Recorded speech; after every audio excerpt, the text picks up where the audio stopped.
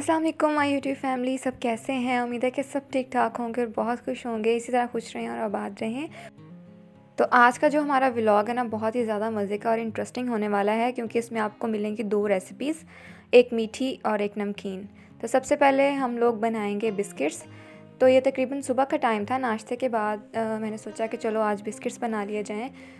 तो इसकी रेसिपी भी आपके साथ पहले शेयर की हुई है, लेकिन मैं फिर से बता देती हूँ, क्योंकि हम 2 डिफरेंट तरह से बना रहे हैं, एक चॉकलेट वाले और एक कोकोनट वाले। तो उसी तरह हमने 1 कप ले लेना है रूम टेम्परेचर पे घी, 1 कप, और फिर उसके बाद 1 कप ही पिसी हुई चीनी हमने इसमें ऐड करके इसको अच्छे से विस्क कर लेना है, जब तक कि इसका कलर चेंज होकर बिल्कुल वाइट नहीं हो जाता। आपने इसे तकरीबन 5 से 7 मिनट अच्छे से बीट करना है। उसके बाद इसमें शामिल कर देंगे 1 कप गंदम का आटा। उसके बाद शामिल कर देंगे इसमें हाफ़ कप मैदा, जिसमें 4 टेबलस्पून हमने कॉर्नफ्लोर शामिल किया, वो इसमें डाल देंगे, और half tea spoon baking soda और 1 पिंच जो है वो सॉल्ट की शामिल कर देंगे। ये सारी चीज़ें डालने के बाद इसको अच्छे से कर लेंगे मिक्स।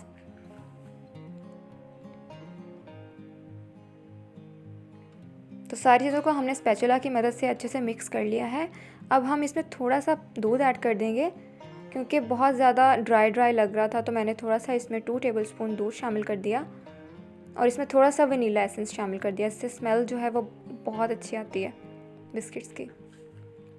अब हाथों की मदद से इसको कंबाइन कर लेंगे।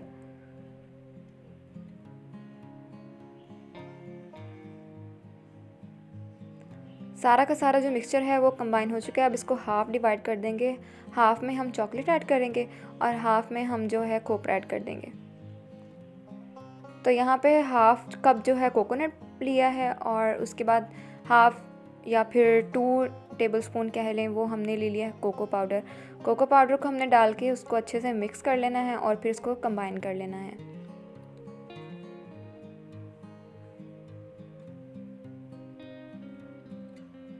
तकरीबन 4 टेबलस्पून ही कोकोनट पाउडर था, कोकोनट डस्ट थी, वो हमने ले लिया, और फिर उसको भी अच्छे से इसी तरह से कंबाइन कर लेंगे।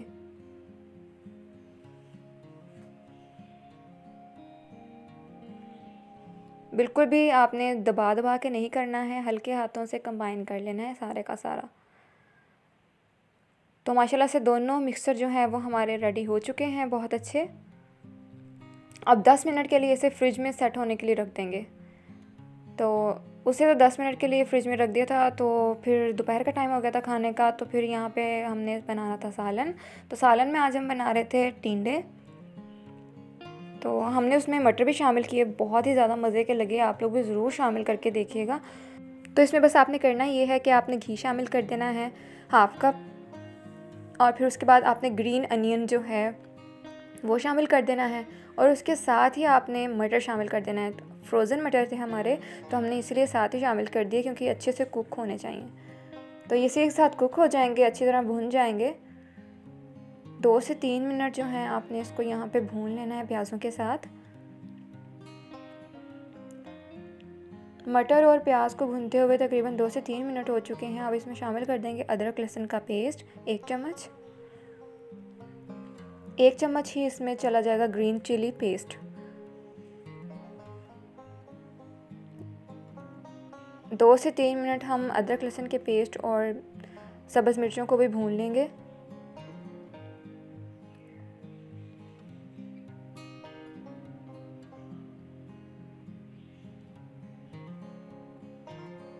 अब इसमें एक बड़े साइज़ का टमाटर काट देंगे, रफली काट कर। बहुत ही माशाल्लाह झटपट बनने वाली हांडी है और बहुत ही ज़्यादा मज़े का बनता है ये सालन। अब इसमें स्पाइसेस शामिल कर देंगे।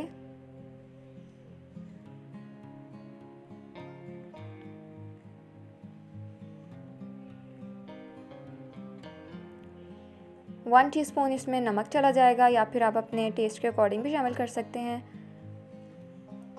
2 टीस्पून इसमें चली जाएगी लाल मिर्च पाउडर, ये भी आप अपने टेस्ट के अकॉर्डिंग शामिल कर सकते हैं, जितना आपको तीखा या फीका पसंद है। और हाफ़ टी स्पून इसमें चली जाएगी हल्दी पाउडर। बस यही मसाले जाएंगे इसमें, बहुत सादा, बहुत ही ज़्यादा मज़े की बनती है।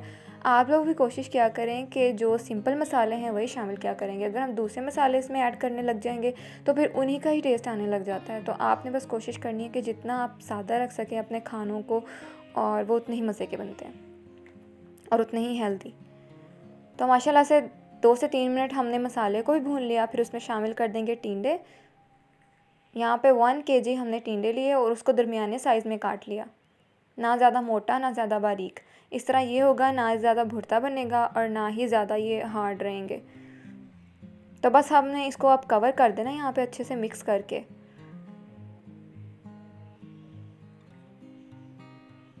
सब्ज़ी जो है ना, आप कोशिश किया करें कि उसे ना दम में पकाया करें, उसे स्टीम दिया करें, स्टीम में पकने दिया करें। हमने इसको ढक्कन दे दिया है और ये 15 मिनट के बाद हम इसका ढक्कन हटा के देखेंगे तो माशाल्लाह से देखें जो टिंडे हैं वो सॉफ़्ट हो चुके हैं। टिंडे सॉफ़्ट हो चुके हैं।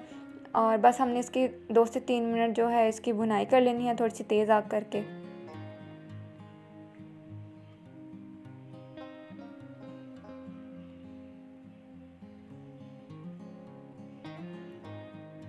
इसमें शामिल कर देंगे 2 साबुत हरी मिर्चें। इसका टेस्ट बहुत ही लाजवाब आता है माशाल्लाह से जब आप भुनाई में शामिल करेंगे।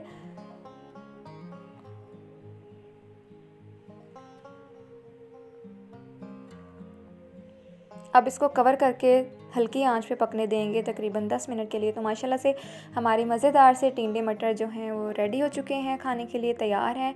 तो बस हम इस पे टूट पड़े थे, रोटी बनाई और इसको एंजॉय किया। आप लोग भी बनाएं और एंजॉय करें। बहुत ही सिंपल, बहुत ही ज़्यादा मज़े की, बहुत ही डिलीशियस गर्मियों की ये रेसिपी है।